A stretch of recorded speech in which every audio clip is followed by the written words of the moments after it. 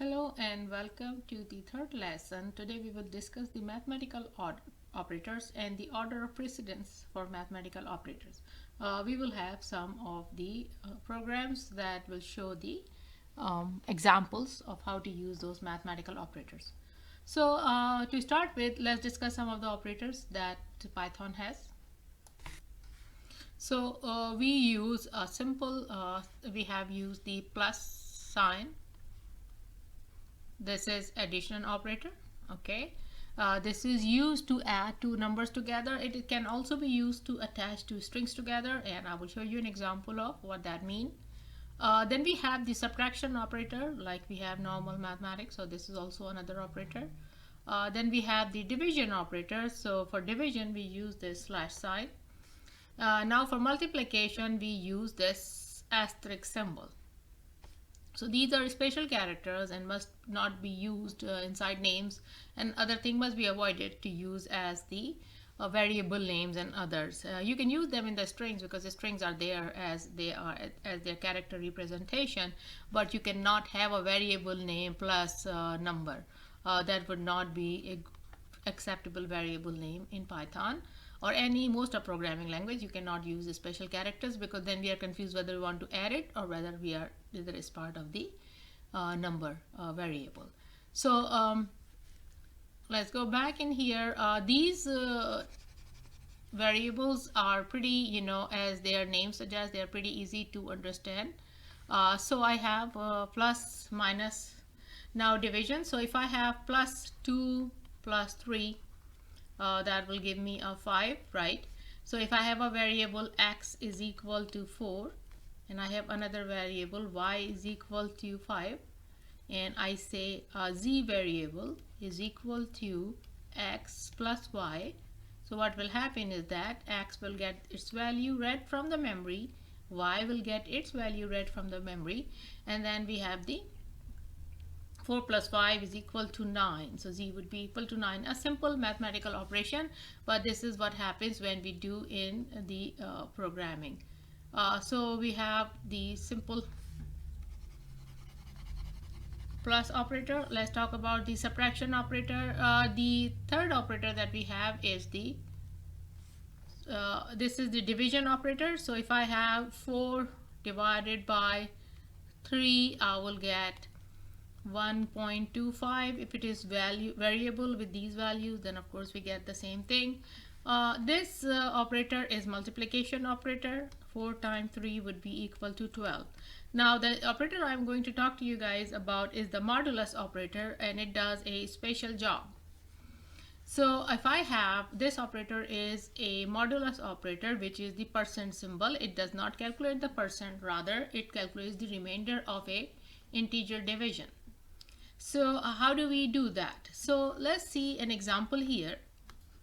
Let's say I have I use this I have a variable x which is equal to 5, and I have a variable y which is equal to 4, and I say my variable z is equal to 5. I will use the variable here. So I say x modulus y.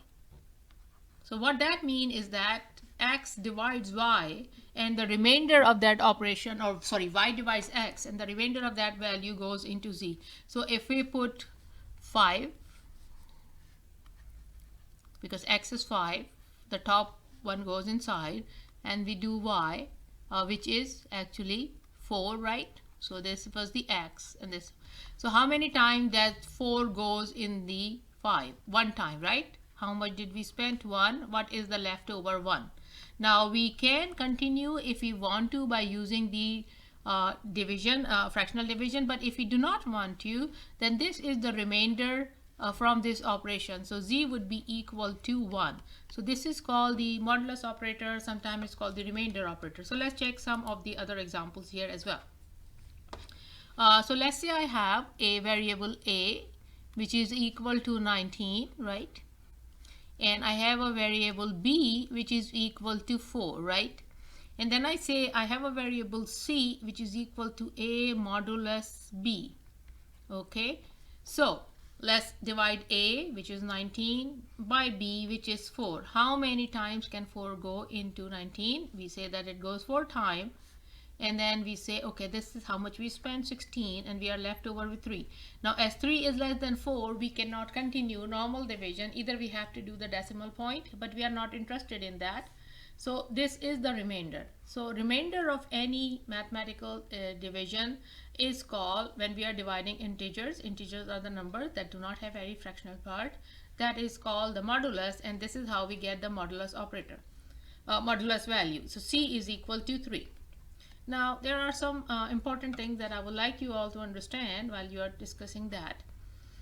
So let's say I have A is equal to 4 and B is equal to 5, right? And then I want to calculate C, which is A modulus 5 or A modulus B, right? So A goes in 4, we divide by 5, okay? How many times does 5 go in 4? Well, 0 times, right? How much did you spend? 0. What is left over? 4. So C is equal to 4. So always remember, if the denominator is bigger than the numerator, then the modulus operator returns back the denominator because numerator, sorry, because denominator is big enough and we cannot divide it up. Again, the rule goes as it is. Now, if I ask you one question, which is very interesting question, if I have a number x, which is let's say very large number, is a very large number, right? I do not know what that is, but it's just a very large number, right? It could be anything in millions or whatever. And then y is equal to 4, right? And if I say z is equal to x modulus y, what could be the possible values of z? Now you might say that, well, x is very big, so it could be very big. No. When we divide x by y, the only possible remainders we can have are 0. Either it divides evenly and nothing is left off, or it's left 1, or is that left 2, or is that left 3. It cannot leave 4 because that means it could have gone one more time into x. It cannot leave 5, of course, but it has gone one time and then leave a 1 in here. So these are the remainders. So if you divide any number by any integer by any other integer, then if you're looking for the remainders will be the remainders dependent on the denominator, because of course, you know, that doesn't make sense that you get more left over than you actually have, you know. So because if it is equal to y, then you could have gone one more time. So either there is no remainder left, a remainder of 1 left, a remainder of 2 left, a remainder of 3 left. So let's do a kind of an example here. So let's say I have x is equal to 234 and I have y is equal to 3, okay? So I am saying the remainders of, if I say z is equal to x modulus y, I am saying for surety that x is equal to either 0 or 1 or 2. It cannot be anything other than that. Why? Because if it was 3, that means you should have gone one more time. So let's divide that up. 234, you divide that up by 3, 7 times. It's been 21. 2 left. Well, it's an evenly divisible number, so 8 times. So we have 8 times here. 24 here. We are done. So the remainder is 0. So always remember the remainder depends on the denominator, and it could be from 0 to 1 less than the number, and it doesn't matter how big is the numerator. So that's a very important operator that we use sometime, and I will give you guys some examples later on as we continue the lecture. So now, order of precedence. How would we calculate a value in Python if we have something like that? I have x is equal to 2 multiplied by 3 plus 7 minus 4 divided by let's say 2, and which is being multiplied by 3. So always remember that multiplication, division, and remainder operators, first the this thing will be scanned first time and all of these operators are resolved. Then it will be scanned again with the leftover answers, and plus minus are also going to be resolved. Or there is another operator that I would like you guys to understand, which is the asterisk asterisk. This is the exponentiation operator. So if I say 2 asterisk asterisk 3, that means I want to calculate 2 to the power 3. Okay, so that is also another operator that we sometimes use, but it's just double multiplication, that means the exponentiation. So let's do a little program. Okay, so in our program we want to calculate how many quarters, how many dimes, how many nickels, and how many pennies we should return to a customer who we are returning the change. So let's write that program.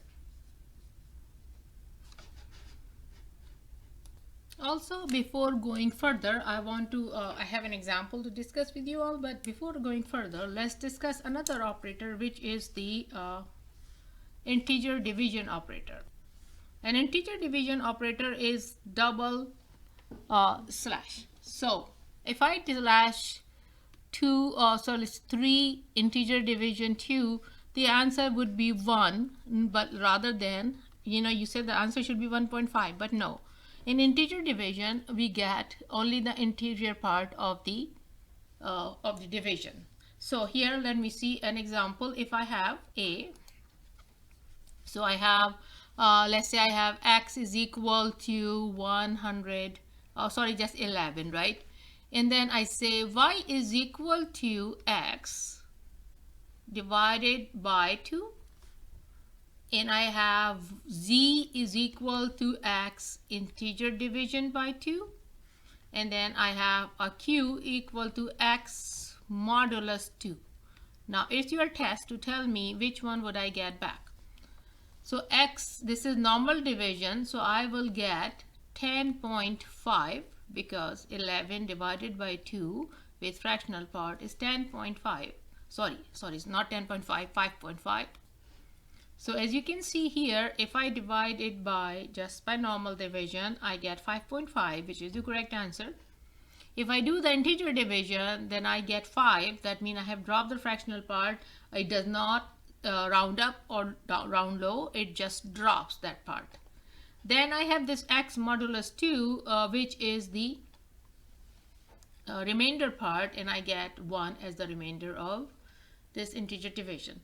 So let's work on a problem that I have with you guys and see if we can handle that.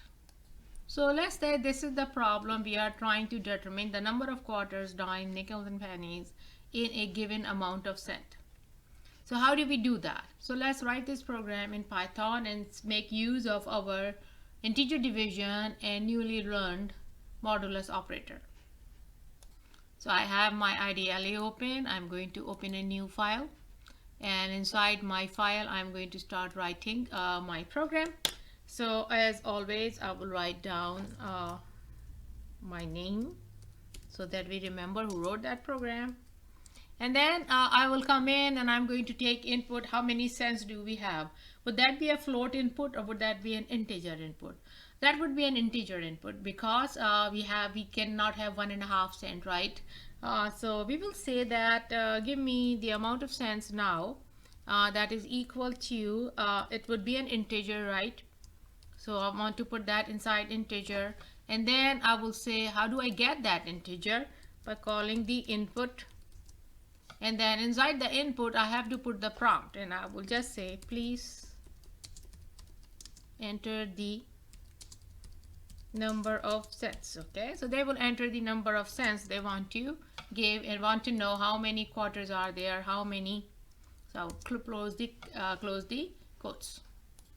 First, I want to determine the number of quarters because that is the biggest, denomination coin that I have. So I will say my quarters are equal to my cents, integer division 25. Why? Because if I have as many cents, I will have to see how many full 25 cents group I can take out. So for example, if I have 76 cents divided by 25, that will give me 3, right? 3 point something, but we'll drop the fractional part because of the double division. So that would be 3. So I can take 3/4 or 2/4, or if it is less than, what will happen if we divide integer division 11 by 12? The answer would be 0 point something. So we will only take 0 and drop the rest of them. So now I get this. Now how many cents do I have left now? My cents are whatever I had before by remainder of division by 25. Right? Because that will give me, once I have divided, this is how much I have remained. So after that, I will determine the dimes. Dimes would be now my remainder cents divided by the 10, because 1 dime is 10 cents. And then my remainder cents would be, well, what has happened? Then modulus of 10. Every time I do that operation, and I will show you guys in how would it happen as we move in the Python tutor. I will also show you how these cents are changing. Okay. Now I have determined my quarters, I have determined my dimes, and I have also determined my leftover cents. So the only thing remaining is nickels. My nickels would be equal to whatever is remaining in cents, integer division by 5, because how many groups of 5s I can take out from my cents. And then my pennies would be equal to the leftover cents, because that is the smallest one. I'm not going to go further on that. Now my answer would be, I will print out, you have, now in here I would put the value of quarters, but I would rather have some space, otherwise it will look really ugly. Comma is used to connect the variables, quarters, and then we will say quarters, right? Comma, dimes, comma, nickels, and make sure put some space, in there so it doesn't look ugly. And here we will, because we do want to print the word nickels, and I'm going to go down, but of course you can stay on the same line, comma, I will say I want to print the value of the cents, and then after that I want to print cents. No, sorry. We have said we have that, and I want to print the value of the variable from here, then the word quarters, value of the variable from here, then the word quarters, value of the variable nickels from here, word quarters, and all that. Now let's run it, and then I will also show you how it works in the Python tutor. Okay, so let me run that and store it. So when I run it, it's asking me to be saved, sorry. So I have a folder where I'm going to save it, and I'm just going to call it money, right? Or change. Change would be a good name for it. Change, and make sure that you have the Python file selected in here. If not, make sure you select it. Save it. It's running now. It's asking me the number of cents that I have. Let's say I have 89 cents. It's telling me I have 3/4, 1 dime, and 0 nickels and 4 cents. So 3/4 makes 75 cents. Okay. 1 dime 1 dime is 10 cents. So 75 plus 10 is 85, 0 nickels, and then I have 4 cents. That's 89. Let me run the program again. And let's see how that works with some other number. So let me go ahead and run this program again. And I will say, hold on, let me bring it down. Now I have 93 cents. And so let's say kind of like a cash register program. And that's going to say that I have to return 3/4, 1 dime, 1 nickel, and 8 cents. Let's take a look in Python tutor how is actually working, how are the variables being set. Okay, I'm going to copy that and put it in the Python tutor. So I have Python tutor open, and I'm going to copy my code in here, the one that we were working on. So as we work on here, the Python tutor sometimes have problem taking the input. So I'm going to enter the data. So I enter 93. Keep an eye on here and let's move on. You guys see that I enter the value is 93 in here. The variable cent has 93 in here. We go next.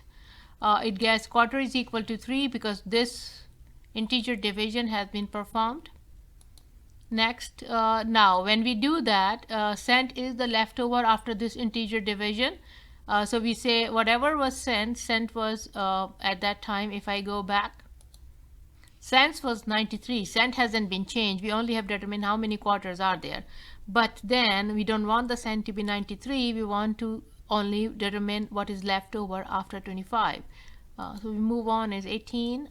When we do the dime, cent will even become smaller. It becomes 8, and then we do that, and then we made in here pennies are 3, and we get the answer in here. So that's how we work on Python tutor. And here you can see all of the variables. So just for a review, let's get back and go over what we have learned today.